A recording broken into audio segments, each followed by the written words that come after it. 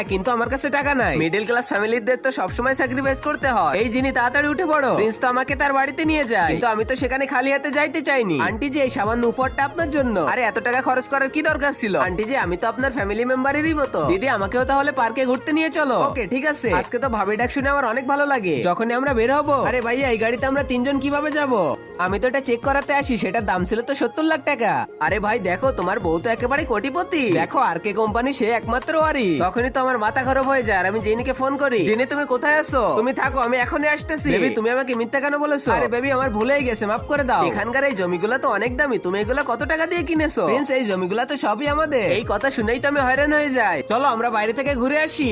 বাইরে হেলিকপ্টার দাঁড়িয়ে আছে, ওটাতে চলো। জিনি চলো আমরা পায়ে হেঁটে যাবো। আচ্ছা জিনি এই কারটাও কি তোমার? গাড়িতে বসে একটু দূর যাওয়ার পরেও তো বলে দে, ওই দেখো প্রিন্স, ওই কোটি টাকার ফ্ল্যাটটাও আমাদের। এই কথা শুনে তো প্রিন্সের মাথায় ঘুরে যায়। আর আগে মহান আল্লাহকে তুমি ভালোবাসলে লাইক এন্ড সাবস্ক্রাইব করে দাও।